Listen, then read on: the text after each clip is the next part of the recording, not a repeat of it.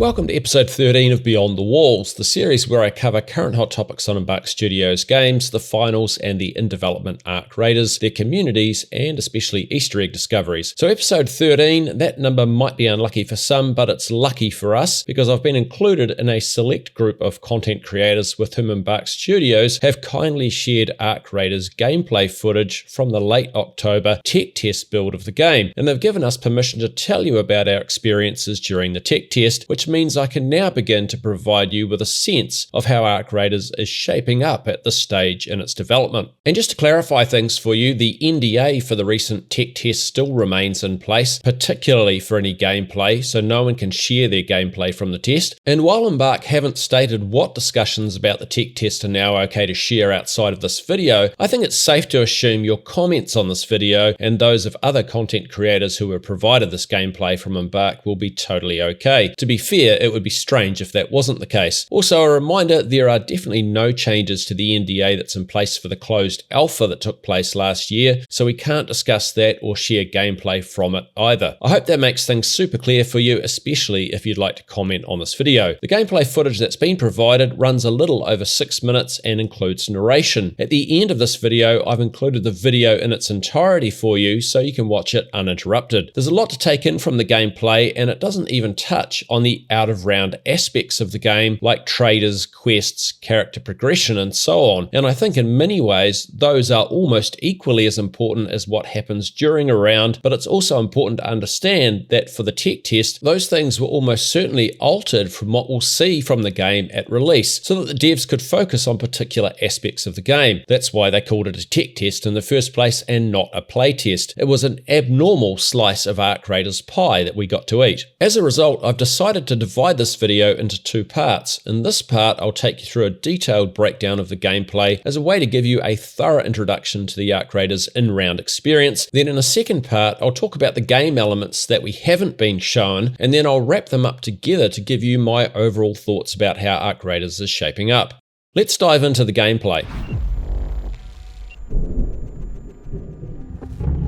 Arc Raiders is a multiplayer extraction adventure set in a distant future here on Earth. The opening words of the narration have been chosen very carefully. Arc Raiders is a multiplayer extraction adventure. Embark choosing to use the word adventure here instead of the word shooter is a significant statement of intent. The phrase multiplayer extraction adventure shooter would be more accurate, but it doesn't exactly roll off the tongue. We all know Arc Raiders is an extraction shooter, but by using the word adventure, Embark are conveying that they're positioning the game as an extraction shooter where the narrative-related exploration, questing, and progression elements of the game will play nearly as important a role as the PvP and PvE combat. And it's that difference, along with the readily conveyed in-game information, uncomplicated but ballistic gunplay, and straightforward damage and health systems, as well as fundamentals like it being a third-person shooter, that will help Embark to land the game squarely in the serious casual part of the shooter game market. Arc Raiders is destined to have wide appeal, but it will never stray too far down a hardcore path towards what many might consider the Escape from Tarkov end of the extraction shooter market. There's no bullet tier based damage system, and the learning curve is gentle with a wealth of information provided to players during a round. Having said that, it still keeps the core elements that an extraction shooter needs, and that's adequate tension with all your gear being on the line, aside from that one item you've stowed away in your inventory safe pocket. Embark using the word adventure in their key description of Arc Raiders is something they would have put a lot of thought into, and is as much about what type of game they don't want it to be as it is about what they want it to be. Don't let the adventure term confuse you though. Arc Raiders isn't what you might think of as a traditional adventure game. The term is 100% being used to tell you the overall vibe of what is, at its core, an extraction shooter. The overall gameplay loop for Arc Raiders will be pretty familiar to anyone that's played an extraction shooter previously. Your pre-round location and the home base for all raiders is Speranza in the region of Toledo. The images you see here are simply introductory. They don't represent any sort of open, out-of-round environment that you can move your character around in. Instead, between rounds, you can move through a browser-like UI with 3D imagery to pages that include a main hub, traders, quests, daily challenges, your inventory, your workshop, character customization, a battle pass, and a character progression or skill tree. So these pages areas have some 3D elements, but there's no out-of-round environment to roam around in. And this is pretty much what I expected with the game being priced around $40, and to be fair, there would be no advantage to having an open world base because it would simply take a lot longer to complete your out-of-round activities. Incidentally, I did notice a little Easter egg in these introductory images, and it's one that is very personal to me. The catchphrase I use to close my videos, kia kaha, is written on the dimly lit notice board here on the left. If this is your first time watching one of my videos, I started following the development of Ark Raiders over 5 years ago, so it's a very sweet little acknowledgement from the devs. Kia kaha, Embark. Stay strong. Anyhow, this brief shot of the diner or bar in Speranza is the backdrop for the main hub screen in the game, so this is the backdrop where you'll see your character and teammates before you go into a round. By the way, this strange looking plant that's growing up the back here is torch ginger, a plant you can harvest in-game and use to craft sterilized bandages in your workshop between rounds. After sorting your inventory and selecting your loadout, you select a map before starting matchmaking. During the tech test, we had 3 maps, Dam and Spaceport, which are large open maps with some big industrial buildings to match their settings, and on Spaceport even massive rockets laying around. And the third map is Buried City, which is a high-density Italian village partly inundated with sand dunes near the coastline. Each map offers its own unique feel. I think by the time of launch though, I'd like to see at least one more map added for the game's release. You could choose to enter a round solo or as a team of up to 3 players, and you could choose to squad fill with randoms or not. As an alternative, you could also choose to complete a trader run, which is like Escape from Tarkov's Scav run. Trader runs meant you got given a weapon, usually not a great one, a little ammo, and if you're lucky, a bandage. As a team, we had at least one trader run where I wasn't provided with any weapon at all, so I had to use the ice axe-like raider tool as a melee weapon and then search for a gun and ammo during the round. Squads and solos were all in the same servers together, but as a solo, it was pretty tough going. I think it's highly likely that for future playtests with a larger player base, Embark will provide solo servers, but also give you the option to go solo into a squad server if you want to try your luck. Once matchmaking occurred, we watched this cutscene that portrays a team of 3 raiders about to hop into these pods, which travel through repurposed tunnels that deliver you to your spawn location, which is usually on the outskirts of a map, although sometimes you might spawn in closer to the middle. Sometimes the spawn locations were in the other end of the pod tunnel, but sometimes they were just out in the open or in a random building. Wherever we spawned, it was always distant from other raiders. In this gameplay, the party has spawned on the eastern end of a derelict motorway that bisects the Buried City map. The round length for the tech test was set at 30 minutes, but sometimes we spawned in as late as almost halfway through the round, so you had to be prepared to change your initial plans if time didn't allow for plan A. The first thing we did when we spawned was check our location on the map, and this is what it looked like. The map conveys a lot of info. At the top, we can move between our inventory, the map, and daily challenges to try and complete, and on the left we have the steps in any quest we've accepted. In this instance, the player needs to go to the research building located here and then search for the correct lab inside, then find a seed vault in that lab. Each of these steps will be conveyed to the player as they achieve them. Quests that required us to visit a location like this could be completed whether or not we extracted successfully, which reduced some risk and could change how willing players were to engage in combat once they'd completed their quest. Below the quests are crafting recipes we've selected to track between rounds, so we have some awareness of which loot we want to keep. On the map we can see the party's location here, and then the areas with the highest tier loot are coloured red and medium tier orange. As you might expect, these also represent the highest and second highest presence of Ark machines, and are also the places we're quite likely to encounter other raiders. The loot types we're likely to find in various areas are also shown to us on the map. For instance, at the top here we can see a cross that represents medical loot located in the hospital. This symbol represents a colony field station where we can usually find a small amount of loot, but they are also locations we can carry a field station crate to, as you can see in this image. So we'll usually find these crates within 100 meters or so of a field station. We then pick them up and have to walk to the field station and insert them into a machine that unlocks them so we can recover the loot. It's a somewhat risky activity because we're unarmed and and moving slowly, so it's best done with teammates close by. This symbol represents an arc probe, which we can breach open with our ice axe-like raider tool. Breaching is noisy. It takes 10 seconds or so to complete, and the probe makes alert noises while we're doing it, so potentially raiders or arc machines nearby might hear that. It's worth it though, because the probes contain decent arc materials that we can use for crafting or repairing armor during the round. These train symbols represent the main extraction points, and these ones are raider hatches which require a key. The main extraction points close throughout the round, and towards the end of a round there might only be 1 or 2 still open, and you can see that by the varied time left on the extraction points. Most rounds we'd have a quest or two we wanted to complete, and therefore probably a location we wanted to go to, although some quests simply required us to bring back particular types of loot, either from downing arc machines or simply through searching for the right items. We could place markers on the map directly, or we could ping locations visually. We could also ping most things of interest, like arc machines, other raiders, objects, loot, and so on. And we could ping multiple arc machines or raiders at the same time, which was really useful. During the playtest, we couldn't open the map and run at the same time, but I'd like to see Embark change that in the future so we can keep running while taking a quick look at the map. Let's now run through the elements you see in the HUD. Your player's health and armor bars are highlighted by being a slightly larger size than that of your teammates. The blue line represents varying armor types. Armor varies in weight from light to medium to heavy, with the technical difference between them being that the heavier the armor, the more deflector antennas it has. So they work as a kind of force field which gets depleted when we get hit. Armor can be upgraded by multiple levels by using crafting items that we've looted or purchased from a trader and an armor bench installed in our workshop. The heavier the armor, the less weight and loot we're able to carry before you become encumbered, which greatly limits our ability to sprint and move freely. If our armor gets damaged, we can repair it using either an armor repairer that we've bought from a trader or one we've crafted in our workshop, or an arc power cell that we've looted from a downed arc machine. And that'll fill some of the bars back up again. Sometimes it might take a couple of applications. Additionally, weapons and armor all degrade through use, and we could pay to repair those, which we'd check every time between rounds. We never wanted our weapon to reach 0% durability during a round because it would become inoperable. The white bar in the middle is our stamina, and this, amongst other things, can be improved through character progression via a skill tree, which could sometimes be progressed between rounds. How quickly the stamina bar decreased also depended on the weight being carried. So while Arc Raiders isn't a hardcore extraction shooter, it definitely has some nuanced elements to it that keep the gameplay pretty grounded. At the top is the compass, and these symbols represent the direction of those metro stations that potentially offer extraction locations. On the right of the HUD, we see a bandage. This is the selected item in our quick equip item slots. In our inventory, we have 6 of these slots which are linked to a selection rows that can be brought up on screen to choose one of the 6 items quickly. Usually you'd have bandages, armor repair, grenades, and maybe a zip line in these slots. There's also a separate gadget slot, with the gadgets in the playtest being zoomable binoculars, which is the outline you can see here, and a grapple, which you can see in action later in the video here. The Berletta pistol is selected, and this is our raider tool that I mentioned before. The playtest included 13 weapons, including 3 pistols, 2 SMGs, a semi-auto assault rifle, a full auto assault rifle, a lever action battle rifle, a break action battle rifle, a couple of shotguns, a scoped sniper rifle, and what is known as the equalizer, which fires energy rounds, and that kind of looks like an electric laser when being fired. You can pause this description page if you want to read more details about the weapons, but remember, all of this is subject to change. In addition to the weapons, there were a whole suite of grenades and mines to use as well, so the choices for your loadout are pretty damn good. Anyhow, the team here sets off. In the distance on the left, we can see an airborne arc machine, and even at this distance, we could ping it for our teammates if we wanted to. The raider we are following is on a quest,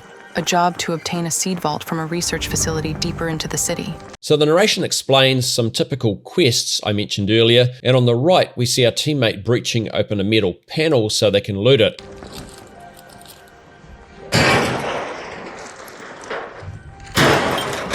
You can hear how much noise the breaching makes. There are a lot of different objects that required breaching, and sometimes we found doors that could be breached as well. Some doors required us to carry an access key, and those could be found around the map, usually in the high tier loot locations. Here you see that the location of loot is shown to you with these little circles once you're close enough, and moving closer shows you the name of the loot and its quantity. Like most looter shooters and extraction shooters, you'll collect bits and pieces on the way to your main objectives. You see here briefly that there are 18 general slots in our inventory, and you can stack multiples of the same items in the same slot up to a certain point. One of the things Arc Raiders already excels at is player movement, and we'll see an example here. The smoothness of this mantling up onto the bus is representative of movement in the game as a whole. Players have the ability to mantle objects of various heights, climb ladders and speed slide down those, and also ledge grab when jumping or falling, as well as dodge roll, which you'll see later on. The grapple gadget can add to that flexibility of movement even further. Sure, there were still times every now and then when you'd get briefly stuck on a bit of the environment, but by and large, with a little bit more polishing, player movement in the game is well on the way to being some of the best movement you've ever seen in a shooter. These red flares are shot high into the air when a raider is knocked down, letting everyone in sight know what's happened. If we're downed, we're able to crawl so that our teammates, if we have them, can potentially revive us. There's limited time to do this before we succumb to our injuries. We could also potentially be revived by any player who is carrying a defibrillator, which is a single-use instant revive device, as opposed to a normal revive which takes about 10 seconds or so with our teammate interacting with us, similar to revives in many other shooters. The ability to revive players who aren't teammates is something I think Embark will need to consider carefully, especially when combined with proximity chat, because it brings with it the opportunity for some pretty toxic behaviors to arise. So maybe the downed player might need to have the option to accept the revive or not, so at least if it becomes clear that the opponent is just going to kill them again right away or whatever, then they can just opt to die. And like many other games, while we're down, we can be killed by an opponent either through additional gunfire or by being meleeed. Arc machines won't shoot you while you're down though, which 99% of the time made them more merciful than any player opponents. Additionally, we could also choose to equip a fake raider flare designed to tempt other players into approaching the area. As far as I could tell, we didn't really see these being used much. On the right here, you can also see another one of the airborne arc machines. We then move to our team using a zip line to cross between buildings. Birds on the zip line fly away and make noise, potentially revealing our presence to others. You can see the player's grip on the zip line doesn't quite match the handle. The game has a few minor animation things like this that need a little polish. Our player then uses their binoculars to observe another raider in the tower shooting at several arc machines. The binoculars have a zoom function as well as a built-in rangefinder. Our player pings the tower, then they jump to a lower roof, and you'll see something interesting. On the first jump, our player takes a small amount of full damage, but then on the second jump, they complete a dodge roll, which mitigates full damage from that height. In fact, you could jump off quite high buildings, and the dodge roll would, at a minimum, reduce the full damage a lot. Just here you can see one of the entrances to the metro stations, which are the main extraction points on the buried city map. Pretty much every single round, we'd have encounters with arc machines, either airborne or ground-based ones. I'll come back to the types of machines later, but just know that some engagements with arc are worth picking and some aren't, either because of their type or because you might give away your location to other raiders. During the tech test, we had many times where engaging with arc meant that other players turned up to pick a fight. The arc machines here are known as wasps and fire light ammo from twin guns. These guys are easy to take down and can only really get shots on you if you let them hover stationary for too long. Notice here that the raider switches stance from right to left-handed, which is a great feature to allow you to protect your body around corners more readily. Once an arc machine is down, you can loot it for parts, which this player is about to do. Usually there'd be some ammo and arc parts to collect. These players unlock and enter a pharmacy or drugstore that they're interested in for their quests, and you can see that some locations are super dark inside. You always have a light equipped and can turn it on and off, and you definitely need it. Sometimes stairwells in buildings are so dark we couldn't see anything without a light, and the stairs don't always have banisters, so it's easy to fall and injure or even knock yourself down if you don't have the light on. Of course, the lights can also give your presence away. You can see that the loot found here is location specific, and this was mostly the case throughout the maps, but sometimes you'd find things like sterilized bandages in places you wouldn't expect. The scene jumps, and here our party encounters another raider and chooses the option to offer to team up with them using this communication rose. Hey, Raider.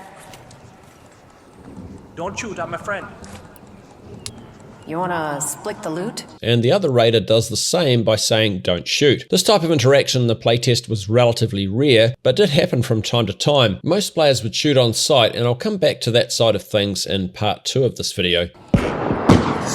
Unfortunately for the other raider, they get downed by a sniper shot from a rooftop around the corner. You can see their flare going up here. An additional comms rows for pings is also available to give various callouts such as attack here, extract here, and so on. You can see the downed raider is able to crawl around here. One of our team throws a smoke grenade, which you can see provides expansive, dense smoke for cover, which I like. A really nice sense of the varied terrain and the mixture of old and newer buildings in the buried city from this view. Sometimes engagements with Ark machines and other players will happen simultaneously, and things can get pretty complicated and sometimes unlucky in those situations, depending on the number of Ark or players. The gameplay then shows our team has moved on and are making their way to the research building where they need to find the lab and seed vault. Note these metal gangplanks that are in place between many of the buildings to provide varied access. Buried City is a fantastic map for its variety of terrain and movement like this. And once the players are in the building, that part of the quest gets completed, and the same with the lab. Finding the seed vault, they briefly interact with it while their teammate pings some antiseptic they found. In this instance, the interaction with the seed vault completes the quest, and it doesn't require them to successfully extract as well, which I'll also come back to in part 2. The level of detail in these buildings is so good. In fact, right through all the maps, the Ark Raiders environment provides such an immersive sense of the world the Raiders and the Ark meet in. Everything that you find will be lost if you don't make it out alive. The narrator then points out one of the core pillars of Ark Raiders being an extraction shooter, that everything is lost if you don't extract successfully. You do have a safe pocket for one item in your inventory, so you'll at least recover that item no matter what happens. The team then engages another raider. The automatic weapon being fired is called a Stitcher and was great in close quarters like this. The player in between is using a semi-automatic weapon called a Kettle, which I didn't really rate compared to the Stitcher. And I didn't mention it before, but our player's Berletta has a suppressor added to it as a mod. Let's watch this play out for a moment.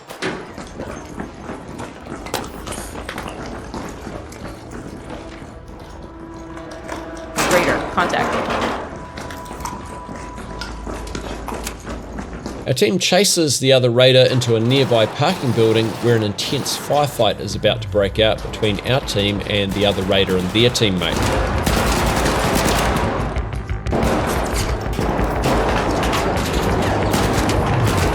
Our player's teammates are both downed, then our player opts to run and bail over the edge of the building hoping for an escape, and we don't get to find out how their story ends. So how does a round wrap up then? Well, let's for a moment assume that their teammates both get killed by those opponents and that our player retreated successfully. What next? Well, they'd look for an extraction point. If it's one of the main ones located in the metro stations, they'd go underground at these metro entrances marked on the map and then hit a button to call the train, which would arrive a little over 30 seconds later. The doors of the train and the platform open, they hop on the train and then interact with the panel inside to initiate the extraction. That takes a little under 10 seconds all up, so if there are other players nearby, it might mean a gunfight breaks out before they can extract. The train doors also open on both sides, so there might be players on the other platform too, and they wouldn't know if they'll be friendly and be happy to extract with them or not. Either way, if they don't extract with the extraction panel on the train, it will extract automatically 2 minutes after the doors open. On the dam and spaceport maps, there aren't metro stations, but instead the main extraction points are large elevators that come up to a surface entrance that has 4 mechanical doors, one on each side. Whether we extract successfully or not, when a round ends for us, we're presented with a pretty cool map showing the path you traveled throughout the entire round and the locations you took or gave damage from other players or Ark machines, where you downed other players or were downed yourself. It's a really nice post-round feature, albeit one that needs a bit of polishing before release because it was a little clunky to use. You then watch a cutscene of you and your team walking along an underground tunnel and see the value of the loot you extracted. You can also view the loot you consumed during the round. Then you see your character's level and the XP gained during the round, which is awarded for scavenging, damaging Ark and opponents, extracting, and the amount of time you spent on the surface. And you're shown the quests you completed before returning to the main hub page. Embark's gameplay video has a little additional footage added on after that team's story comes to an end. Here we see our player throwing an impact grenade in a partly open tunnel on the spaceport map, one of the opponent's dodge rolls out of the way. That's followed by a very brief clip of a player being downed. Here's a player approaching two others near an arc probe in the swampland area on the dam map. They're equipped with a Stitcher, the automatic weapon we saw in action earlier. This player is moving near a large airborne arc machine known as a Rocketeer, which, as the name suggests, fires rocket barrages, which you see a short time later here. Rocketeers are well armored but are relatively slow moving. Taking on these alone is no easy task though. Here members of a team on the spaceport map have climbed onto what is known as a Baron husk. Barons are one of the largest ground-based arc machines, which were seen in teasers and trailers when the game was still a PvE only game, but these mechanical giants were not seen in action in the tech test. However, they could be seen moving in the distance on the Buried City map, so we might see them in the game at some point. These Baron husks can be busted open to get at arc parts inside, although they open up with a bit of an explosive fire, so you have to do it with a bit of care. This player is firing a Raider supply station flare, which results in this capsule full of loot being dropped nearby after a short time. These little critters on the ground are known as ticks. They often turn up inside buildings or in the swampland on the dam map, and will jump on your face in alien-like fashion, forcing you to take a few seconds to interact with them to remove them. Again, check out all the attention to detail with this indoor space. The environmental team at Embark have done a sterling job already. This poor player is being chased by a bison, which is currently the largest ground-based arc machine in the game. They take a huge amount of damage to bring down and can leap themselves over 100 meters or so to suddenly jump to your location if you happen to decide to take a few pot shots at them from a distance. Currently, there are 9 types of arc machines in the game, and I think this is one area that could be expanded on before launch. I'd like to see more variety in the arc machines, for instance, adding what I would call the Peacock, an arc that can fly short distances, land, then unfurls a mounted machine gun which does serious damage. With only 9 types of arc in the game, it did start to feel like there was a lack of variety in them, and I reckon having closer to double that number of arc machine types at launch would be a much better number. We get another shot of an indoor area, and you can see we get a really good mix of lighting conditions across the maps as you move from outdoor to indoor areas. I did feel that looking out of windows sometimes though, the glare was a bit strong, but this was a minor negative on what is overall a visually spectacular and immersive environment. This shows an arc probe coming into land on the spaceport map, which can happen during a round, but you'll often find them already on the ground too. With this shot of a player using a zip line on the dam map, right on the dam, you get a good sense of the verticality provided across the maps with multiple levels to move through the same location. Also a close-up of the cowboy outfit here. Here's an arc hornet which is equipped with a taser that stuns you and prevents you from moving for a second or two, about to try and strike a raider. This player is firing the lever action renegade rifle at some arc wasps on the spaceport map. So that concludes my detailed breakdown of the gameplay. In the next part I'll cover the out of round features of the game, which we didn't see in the gameplay video, but which I think will play a vital role in how well Arc Raiders does as a game. In a moment I'll play the gameplay video in its entirety for you uninterrupted, but meanwhile thanks for watching this video to the end, and thank you to the members of my channel for their ongoing support. It is greatly appreciated. Do the usual YouTube business if you want to see more videos from me from now on. Give a like or comment as you see fit, and enjoy the rest of your day. Kia kaha.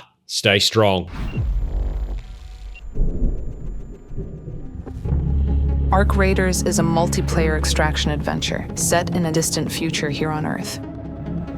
Players start in Speranza, one of the few places in the Rust Belt that is relatively safe from arc machines that occupy the surface. There are thousands of people living down here, and there is always a need for vital materials from the world above.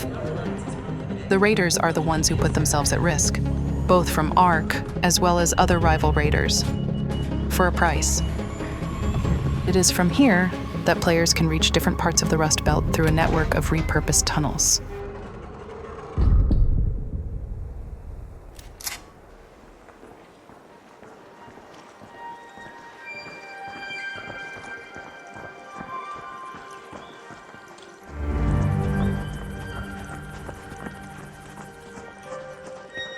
The Raider we are following is on a quest, a job to obtain a seed vault from a research facility deeper into the city.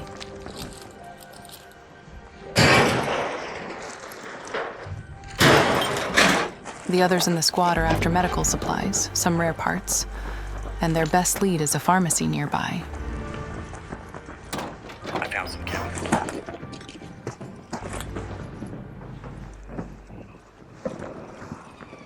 A red flare is a signal of a raider getting knocked down. But you never really know what happened there until you go look. Could have been a fight between raiders or ARC. You never know. Wasp, over there. Let's go there. Wasp.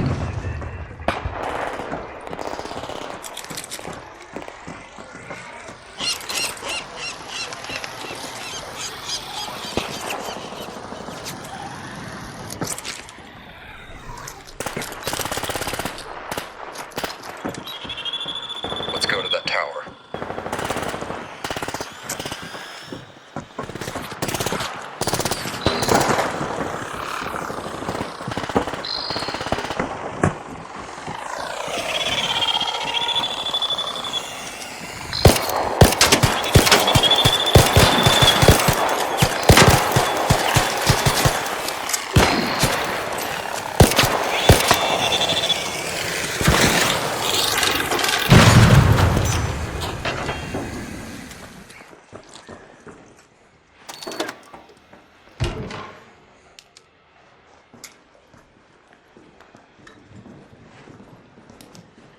They've reached the pharmacy now.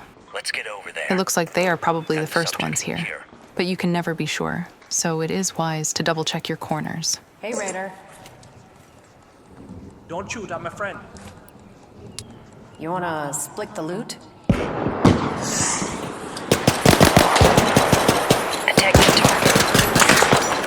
target. Making friends in the Rust Belt is not easy, but that doesn't mean it can't happen.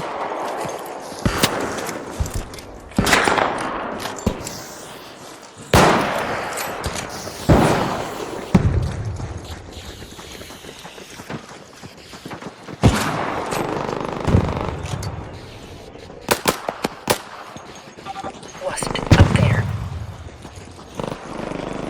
Careful, that's a hornet.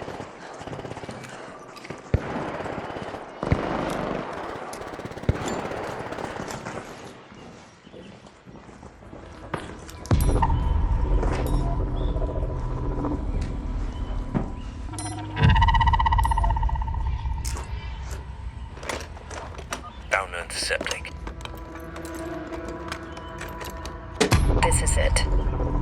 Some plastic. Looks like they got what they came for, and now it's time to get out of here. Everything that you find will be lost if you don't make it out alive. But raiders know this. It's what they do.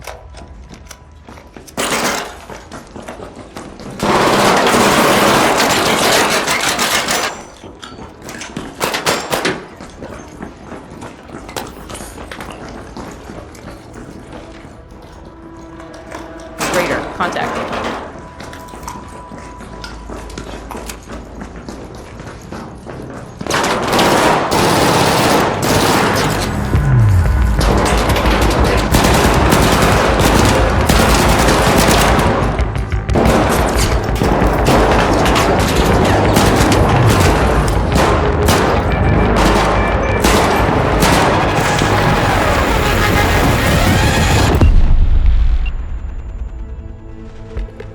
Engaging in firefights may sometimes be the only way out of a tight spot.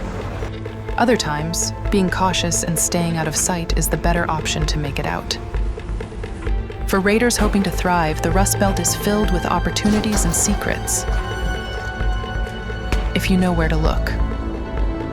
You'll have to stay vigilant up there on the surface, where an armada of ARC machines roam unchecked. Where motives of other raiders remain dangerously unclear.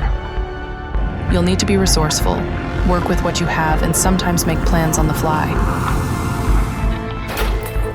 What are you prepared to risk to get what you want? Ultimately, you get to decide what kind of raider you'll become. Shaping your own legacy, your raider, and your home.